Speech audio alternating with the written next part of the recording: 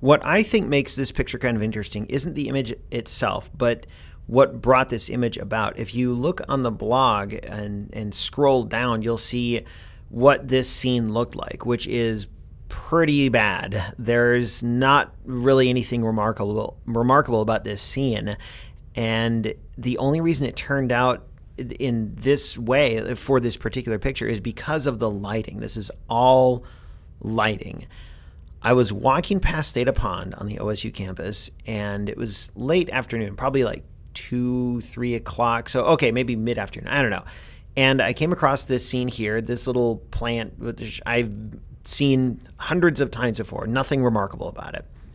And it had mostly brown leaves because it was in November. And there were a couple, though, that were kind of orange and red. But again, it was really dull. And if you look at the picture on the blog, if you scroll down, you'll see they looked dull and boring and bland.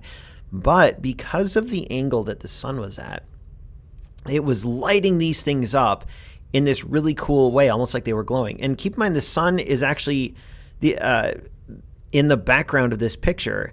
Normally, the sun or the light source is behind the photographer, lighting up the subject. But in this case, the source is lighting up the subject, and the photographer is behind the subject. So this is backlit, and that's what's causing the glow. It's something that I don't normally look for or look at, but here it is. And interestingly, this is the same type of picture that I just posted a couple weeks ago where there was a yellow leaf. So, and it was doing the same kind of thing. And I didn't think about that earlier one at all when I took this photo. All I thought was it was this image here. I wasn't thinking about anything about the original. So I thought, man, there must be a cool way to capture this. I had my X100F, and the wider focal length of that lens makes shots like this a little tricky, because you have to get really close to your subject, and then that can cause some distortion in the subject.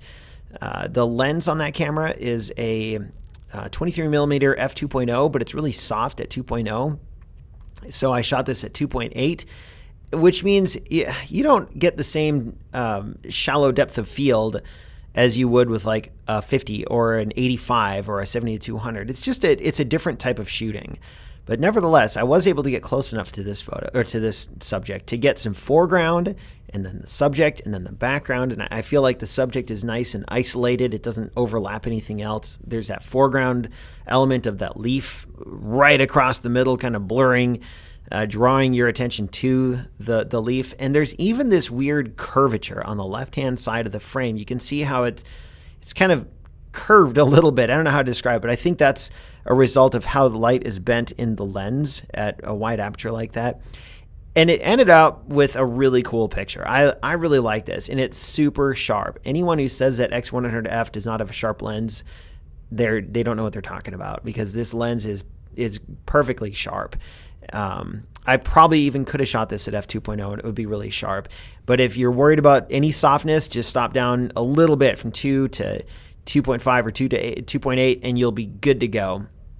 This is a really fun picture to shoot. I'm really glad with how it turned out. Normally I don't shoot RAW on that camera, but I did shoot RAW intentionally on this. I think I used the Velvia preset just as a starting point, and then edited the colors a little bit in Lightroom.